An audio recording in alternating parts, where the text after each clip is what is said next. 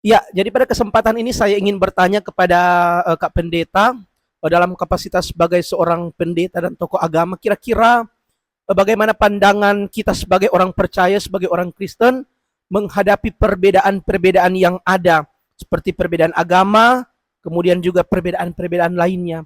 Kira-kira bagaimana pandangan Kristen, tetapi juga secara pribadi sebagai seorang tokoh agama, sebagai seorang pendeta, menyikapi hal seperti ini. Ya, terima kasih untuk pertanyaannya.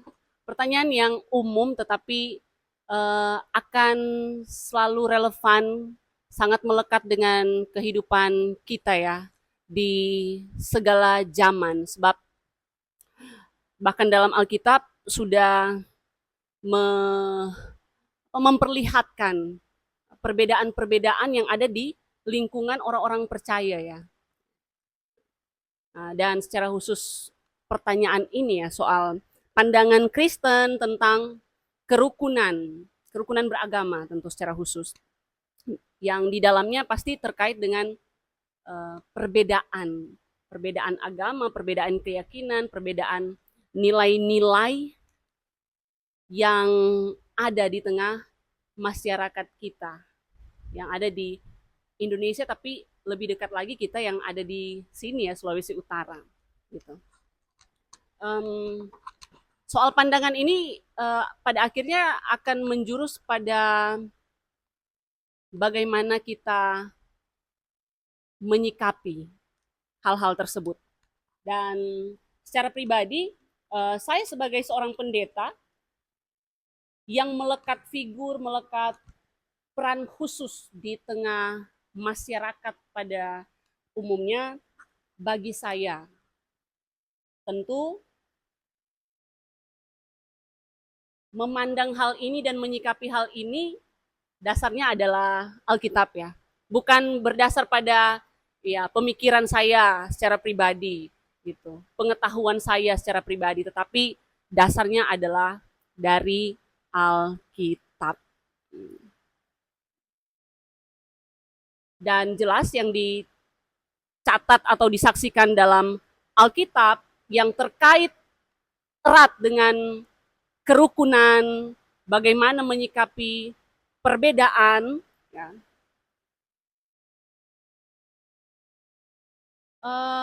kerukunan itu adalah salah satu perwujudan atau pembuktian dari yang namanya kasih. Ini bukan kasih dunia, tetapi kasih yang diajarkan oleh Tuhan Yesus Kristus sendiri. Tuhan yang kami orang Kristen imani, percayai sebagai satu-satunya Tuhan dan Juru Selamat. Kasih yang di dalam Alkitab merupakan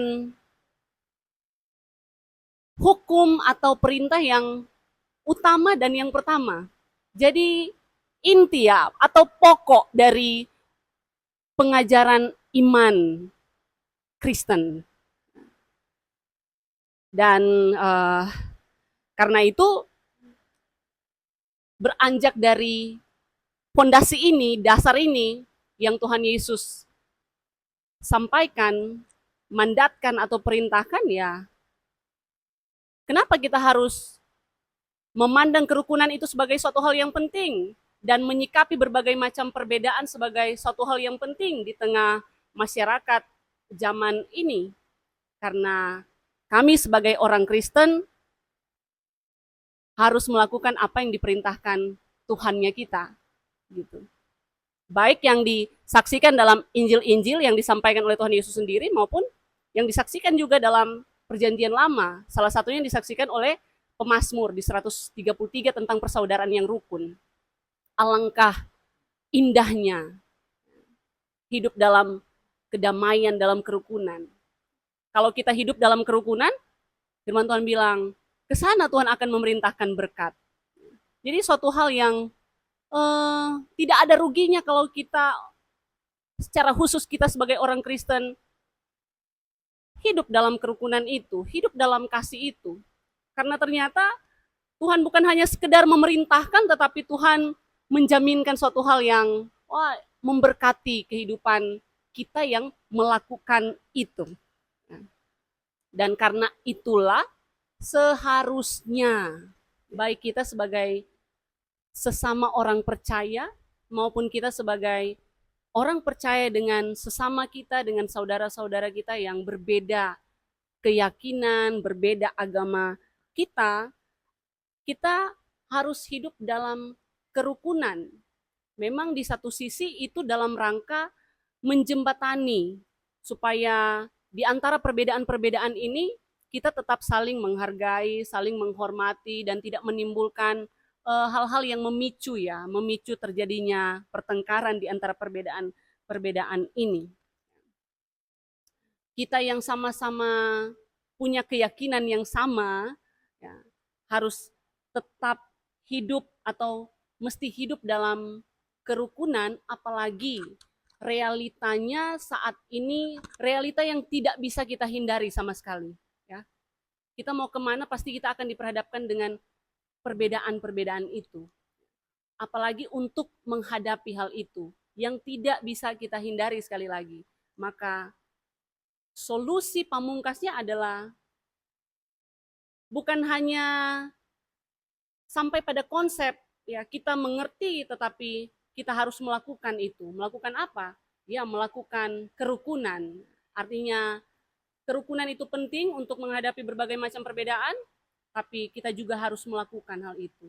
Merealisasi hal itu, membuat kerukunan itu menjadi nyata dengan apa? Bagaimana kita menyikapinya? Menyikapi supaya tercipta kerukunan berarti kita harus mengasihi. Itu dari sudut pandang saya sebagai orang Kristen, sebagai orang percaya, sebagai hamba Tuhan. Dan kunci paling terakhirnya juga bahwa saya harus hidup dalam kerukunan. Orang percaya, orang Kristen itu harus hidup dalam kerukunan sekalipun kita berbeda-beda.